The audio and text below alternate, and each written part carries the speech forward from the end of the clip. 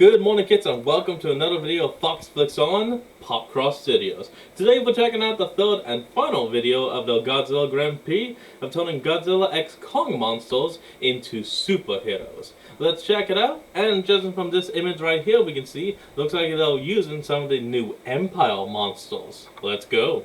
Today is the third episode of my Godzilla Grand Prix, meaning it's the third Friday in a row I'm doing a Godzilla-related video. I started by turning the characters into demons, then into dragons, and today into superheroes, which is actually a series I've done before on this channel a long time ago, but I'm rebooting it with today's video, because I listened back to those old stories and I was like, I think I'd rather start fresh. Some of the names carry over, but it's pretty much a totally new series. This video will also contain spoilers for Godzilla multiplied by Kong equals a new empire, because most of multiplied by Kong equals a new empire. Oh my god, I'm hearing so many of these jokes. The story in this episode is just the story from that movie adapted into a superhero story. I think the transition worked pretty well and could continue into a full new series, so make sure to subscribe if you're new here, leave comments for what other Godzilla monsters you want to see turned into superheroes. But beyond that, let's get into this, shall we? Let's go!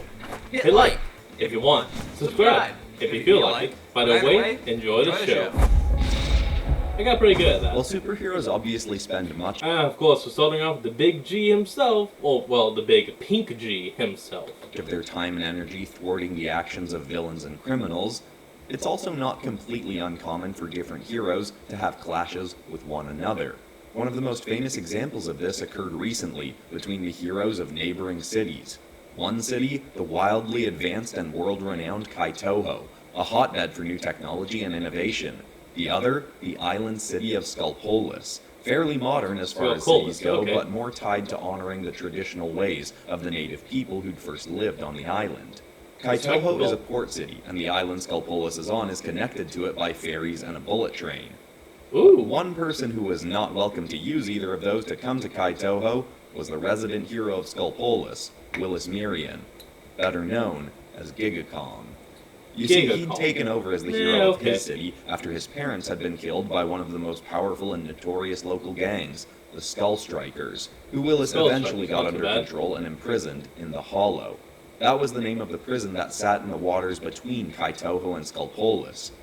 But a while after getting many of the villains in his own city under control, he started to notice that Kaitoho was getting more and more overrun, and he thought it was because that bustling city's own local hero, Ishiro Tanaka, aka AlphaZilla, wasn't doing his job. You see, AlphaZilla was not just a hero to his city, but a global one. He was one of the strongest heroes alive and could travel through water at well over 1,000 miles per hour, making him able to get to and help out in global villain incidents quite readily. But Giga Kong was starting to notice that the more time he spent globe-trotting, the more chaotic his home city was becoming. Giga Kong went to Kaitoho to try and talk some sense into AlphaZilla, telling him that he had to take better care of his home turf. But when he barely made it to the port, AlphaZilla arrived to send Kong home. See, Zilla had had many clashes with Kong's parents back in the day, so in turn he'd already decided he wasn't a fan of Willis, and certainly wasn't a fan of a newer, weaker hero trying to tell him what to do. They had I can imagine this humanoid Godzilla looking down at the Kong and saying in some kind of deep voice.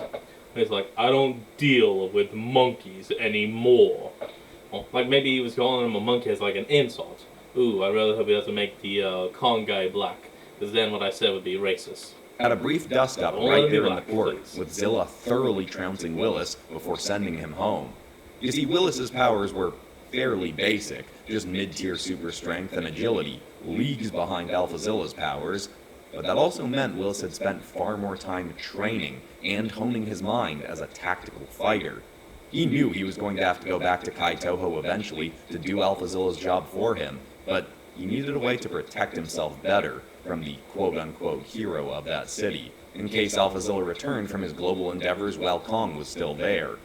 Using research notes his parents had made on AlphaZilla, in case they ever needed to take him out, Kong developed an axe that could absorb the radioactive blasts Ishiro could shoot. This would charge up the weapon to use right back against AlphaZilla. With that in hand, Giga Kong set off to Kaitoho the next time AlphaZilla was gone, and started cleaning up some of the villains Zilla hadn't taken the time to thwart. Hearing of what was happening in his home city, Ishiro quickly returned and attacked Willis, But this time, the crafty hero was prepared.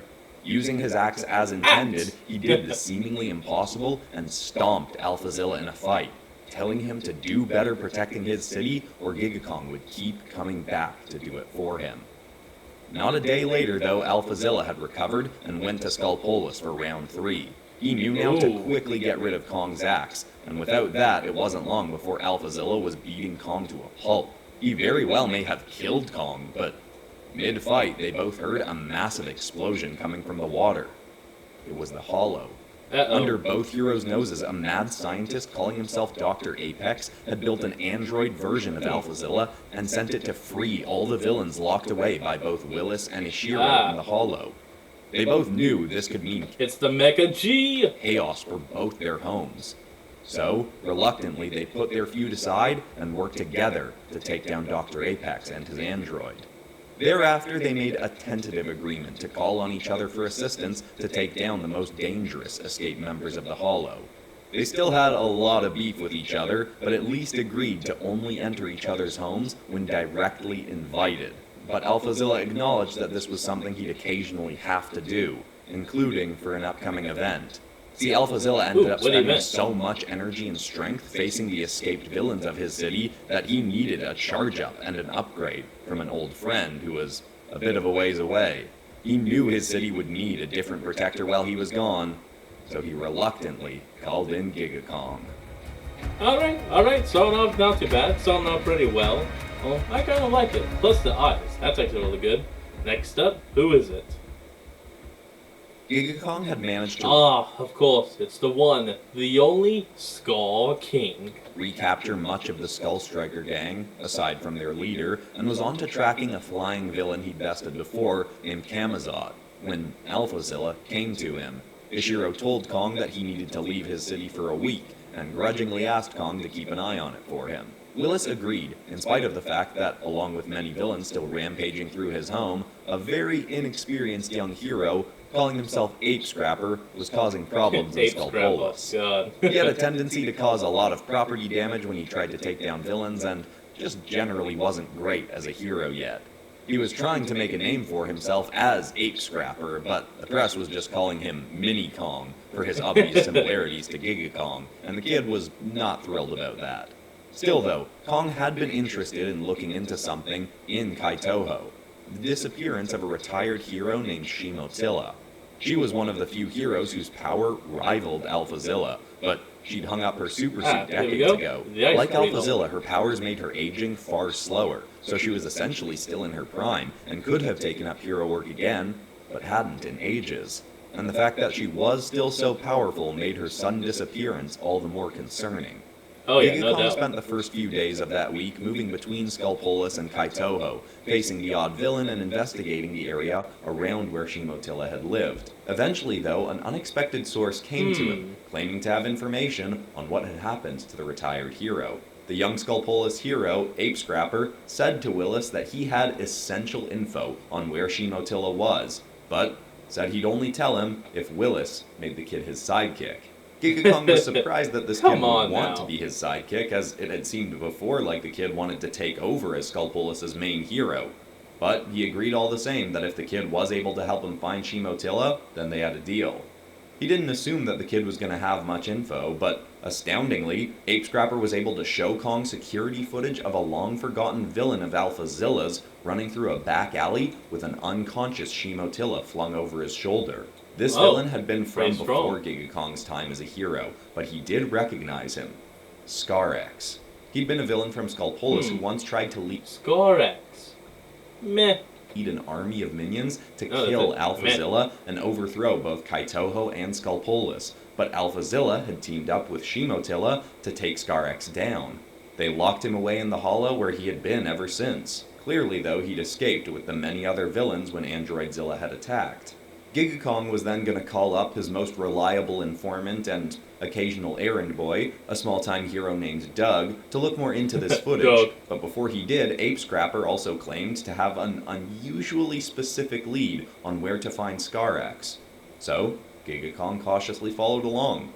The kid was taking him to a set of caves that could be accessed through the abandoned subway I'm calling it now. Ape Scrap is technically the son of Scorex Hill. systems in Kaitoho. But on their way, they had to pause the mission to take out a villain called Aquatine. She was a viper-like villain who usually stuck to the waters between Kaitoho and Skullpolis, but must have come to hide in the subway systems to avoid getting caught by the heroes.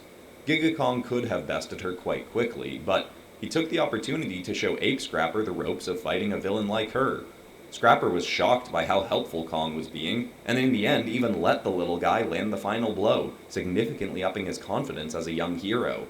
They took Aquatine up to the authorities, then continued down. He's a good dad. Suddenly, Ape Scrapper seemed much more hesitant about their mission to find Scar-X.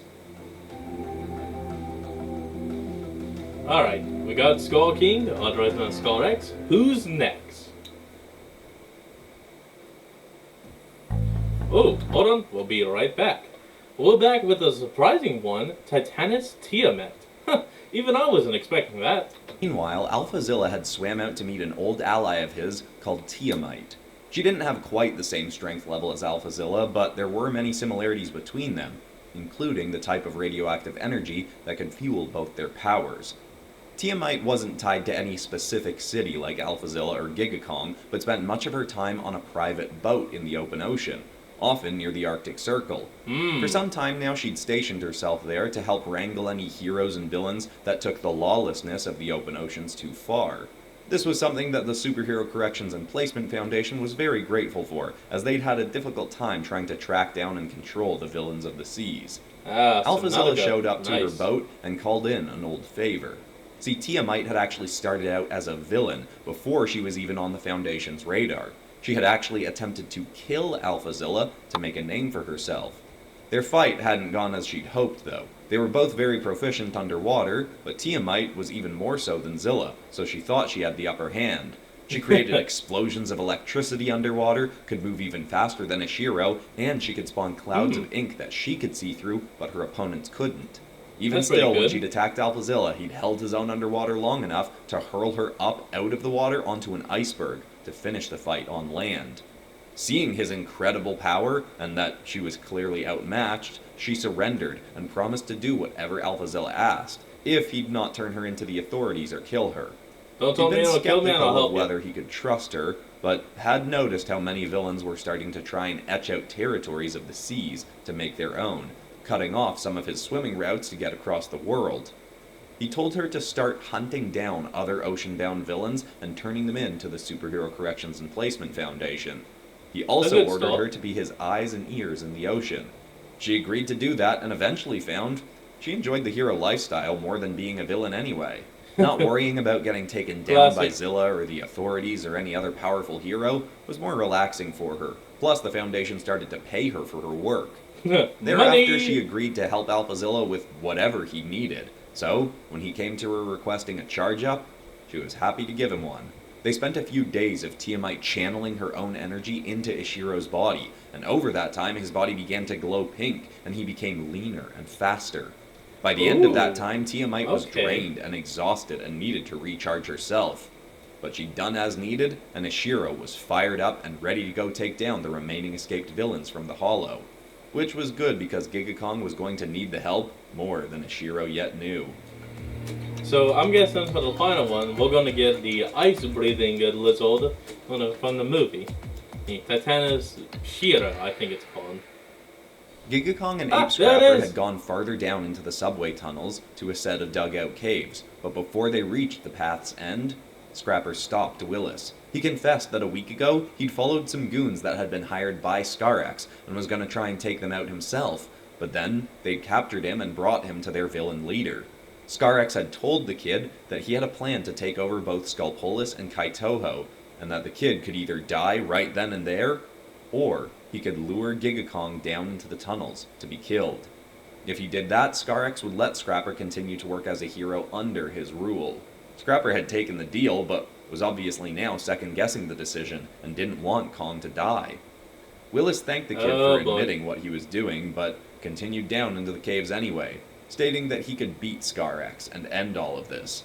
Yes. Not heeding the boy's warning that Scar-X had a secret weapon. Kong reached an open, carved-out lair where a few dozen This is minions pretty were good. prepping weapons and training. Kong leapt into the center of the lair and called out for Scar-X to reveal himself. The villain did so, joining Kong in the center of the lair, twirling his whip. He told Kong that had he and AlphaZilla fought him and his forces together, maybe they'd have had a chance of stopping him. But getting to fight the two just city's maybe. heroes one at a time meant there was no chance his plans could fail. Giga Kong didn't see a loss as likely, though. He attacked Scar-X and the villain did fare better than Kong expected, but Willis was able to land far more hits than his foe and get him dazed and stumbling back. Though Scar-X didn't seem to mind. He tapped a glowing blue Wachi War and said he'd let his reluctant ally finish Kong off. Kong was suddenly blasted from behind by a beam of ice that froze his arms solid. He turned to see Shimotilla stomping towards him, clearly trying to tell him to run, but having no control over what her body was doing. See, Scar-X had taken a fragment of the crystalline energized spikes that emerged from Shimotilla's body and brought it to Dr. Apex, who had managed to escape from the Hollow himself after being locked up for creating the android Zilla. He then forced the mad scientist to make a device using this shard that could allow Scar-X to telepathically control Shimotilla's actions. And now the Take this and make me a slave. once retired hero was his puppet. Giga Kong knew that now he was outmatched with Scar-X, his minions, and Shimotilla there, so he ran, grabbing and carrying Scrapper out with him. As soon as he reached the surface, he called on AlphaZilla, and luckily, the hero was just returning to his home city. The two met up and Giga Kong told Ashiro what was happening, that Shimotilla was under Scar-X's control. But that just seemed to make AlphaZilla more eager for the fight ahead. He knew he could handle Scar-X, as he had long before, but he'd always wanted to try testing his might against Shimotilla. There'd just never been any reason to fight, as the two had always been allies. Yeah, Now at least he had an friends, excuse. you know. Just in case things went south, though, and seeing that Kong was injured, Zilla called in another ally of his, one who could heal them both up. Masumoth, Mothra? the airborne revival hero, joined Kong, Zilla, and Scrapper Good just Mothra. as Scar-X was leading his forces to the surface. Kong cracked all the ice off of his arm, and Masumoth healed him, but the limbs still felt a little bit weak, so Willis dialed up his buddy Doug. He told Doug to go to his Kong cave and bring a piece of an exoskeleton armor that he'd been developing. Kong did his best to fight until the arrival of this upgrade, Hell but yeah. luckily AlphaZilla was tearing through Scar-X's minions with his power-up, with his pink atomic beams blasting away and knocking out anyone that came at him. Any of the weaker foes, that is. Scar-X sent Shimotilla right after Ashiro, and attacked him himself I as like the well, purple with hell. the two having a fairly easy time laying out the charged-up hero. Scar-X used his whip to hold back Zilla's arms as Shimotilla laid into him with incredible strength, then froze half his body in a block of ice. The cold wasn't nearly as harmful to him as it could be to Willis, but it could still keep him from moving much. That is, until Yeah, it's Kong more finally immobilizing. leapt in with his upgraded arm and smashed away the ice with one hit. A four-way battle ensued with the city anxiously watching on. Scar-X's forces seemed like they were gaining the upper hand for a while. Until Shimotilla just stopped attacking. She turned to Scar-X and sneered angrily, saying, "How dare you try to control me?" He looked down at his arm to see why his watch wasn't working, but it was gone. He darted his head around until he saw that Ape Scrapper was dangling it in the air a few meters away, Hey, having looking snatched for it this? off the distracted villain's wrist. Before Scar-X could come at him, the little hero smashed the watch on the ground, shattering it to pieces. There was no controlling Shimotilla now. She immediately froze Scar-X in a block of ice, then helped Giga Kong, AlphaZilla, and the brave little Ape Scrapper finish off the rest of the villain's goons. Man, I Both gotta see cities this were then movie. saved again, and Shimotilla was free once more to go back into retirement. Though this whole ordeal had reawakened her love of hero work, and she told both Kong and Zilla that if either of them ever needed a hand, they could feel free to call her in. The whole event also helped pave more friendship between the heroes of Skullpolis and Kaitoho, and they agreed to start tracking down more of the escaped villains from the Hollow together. Of course, with Kong also now bringing along his new sidekick, Ape Scrapper. Honestly, this actually was a pretty good one. I like it, but I kind of wish we would have gotten some art of Ape Scrapple. Well, like a cute little monkey man. If you enjoyed this video and you haven't seen them yet, I highly recommend checking out my Godzilla Monsters as Demons video, or my Godzilla Dragons Part 4 episode. Also coming up on Monday, I'm going to be releasing a compilation of all of my Singing Monsters as Fantasy Beasts episodes, but with one new drawing and lore at the start. A bunch of different things kind of stacked up in March to make it a bit of an emotionally draining month. Nothing big and bad, just a lot of little small things all stacked together, and then spending way longer than I thought I would on making the death of Benny Sharp the funniest video in the history of this channel. Kind of pushed me over the edge to be like, okay, I need to take a couple days off this week. But worth it, because that video was so good. But after that, I've got some fun stuff coming up, including the release of some original stories of mine called Vigilance, but I'll probably explain that more later. Okay. Besides that, that's all for today, except of course for ending this video on some kind of positive or inspiring note. And the thought I want to leave people with today is a quote from an unknown source. And that's that you should get in the habit of asking yourself regularly, does this support the life I want to create? Don't even know if I need to add anything to that one. I think it's just a good question to ask yourself at semi-regular intervals. I hope that's inspiring. I love you all, and I'll see you all in the next video on Monday. Goodbye. Well, everyone, that's going to be the end of today's video. I hope you all enjoyed this. Remember to like, comment, and subscribe for more. Link to the original will be in the description below, and I'll see all you kids next time when we flick on. Peace out.